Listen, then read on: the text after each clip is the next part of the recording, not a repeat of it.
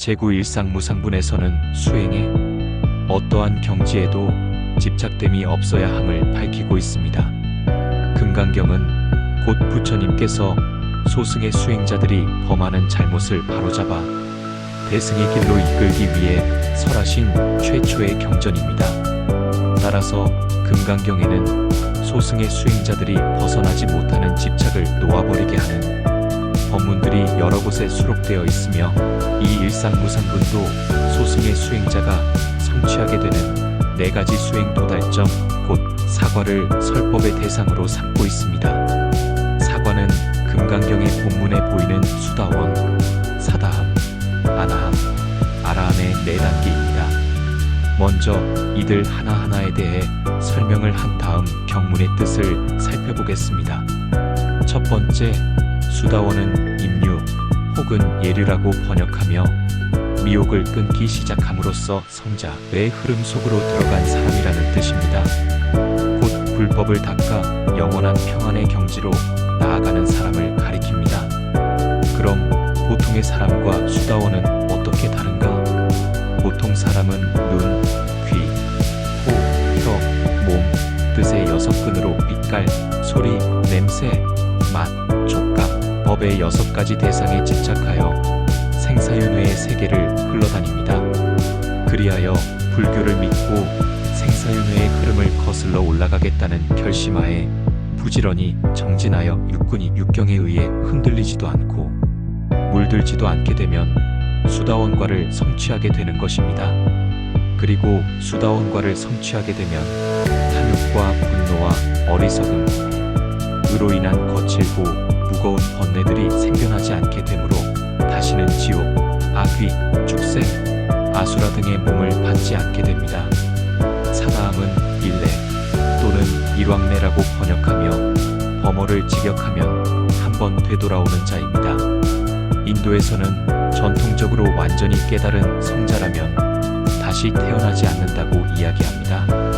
아직 완전히 깨닫지 못한 사다함은 죽은 다음 천상에 태어났다가 다시 한 번 더 인간의 몸을 받아 완전한 깨달음을 이루게 되므로 일례 또는 일왕래라고 하는 것입니다.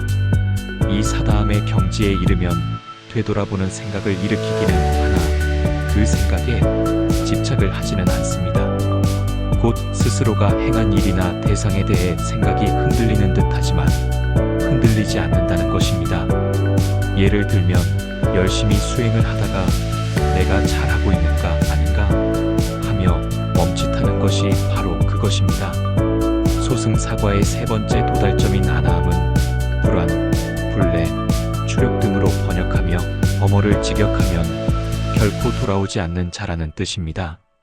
이 아나함은 우리가 살고 있는 욕계의 번뇌를 모두 끊어 욕계를 완전히 벗어난 성자이기 때문에 추력이라고 하며 죽은 다음 새끼나 무새끼에 태어날 뿐 다시는 우리가 살고 있는 욕계로 되돌아오지 않으므로 불안 또는 불례라고 하는 것입니다.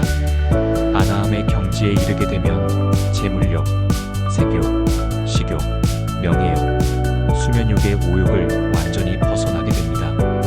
바깥의 대상에 대한 욕심이 완전히 끊어져 마음이 흔들리지 않는 차원에 이르렀으므로 주춤하거나 뒤돌아봄이 없는 한결같은 향상의 길을 걷습니다.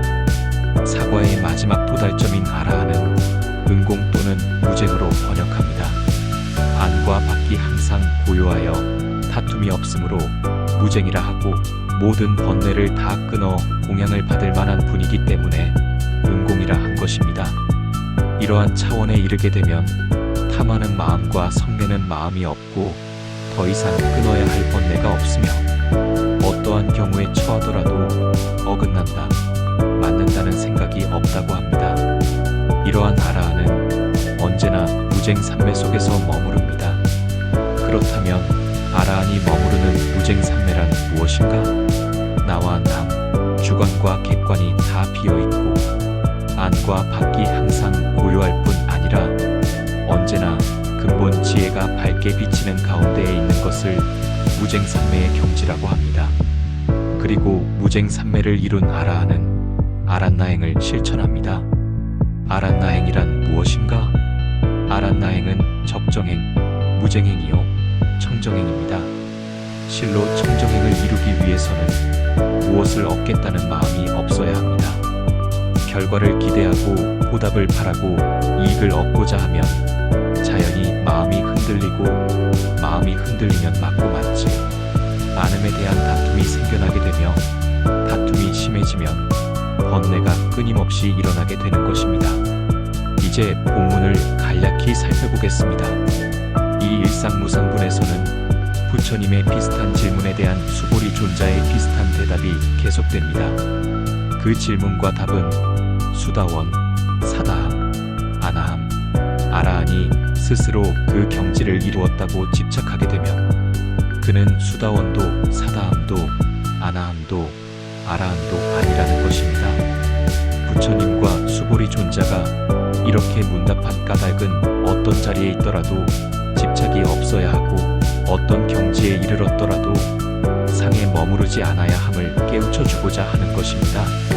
만약 어떤 수행자가 아상, 인상, 중생상, 수자상의 사상에 머무르고 있다면 그는 성인의 경지에 들어간 사람이 아닙니다.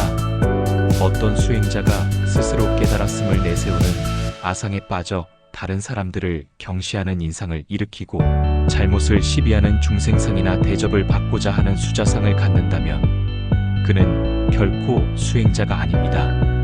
오직 그는 범부일 뿐입니다. 그러므로 불법을 공부하는 이들은 절대로 상에 집착하지 말아야 하고, 자기가 있는 자리나 수행의 경지에 연연하지 말아야 합니다. 금강경의 제구일상무상부는 바로 이것을 깨우치고 있습니다. 정녕 우리는 상을 떠나 무쟁상매의 경지에 이르러야 합니다. 우리라고 못 이룰 것이 없습니다. 매 생각마다 언제나 바르고 삿됨이 없는 경지, 한 조각의 번뇌도 집착도 없는 경지에 이르면 수보리 존자처럼 부처님으로부터 최고의 무쟁삼매여 욕심을 떠난 제1가는 아라한이라는 인가를 받을 수 있게 됩니다. 나아가 아란나행을 즐길 줄 아는 참된 불자가 되어야 합니다.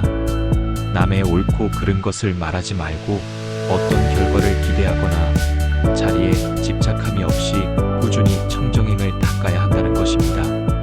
실로 짧디 짧은 인생살이에 우쭐거리고 따지고 다투고 집착할 것이 무엇이 있겠습니까?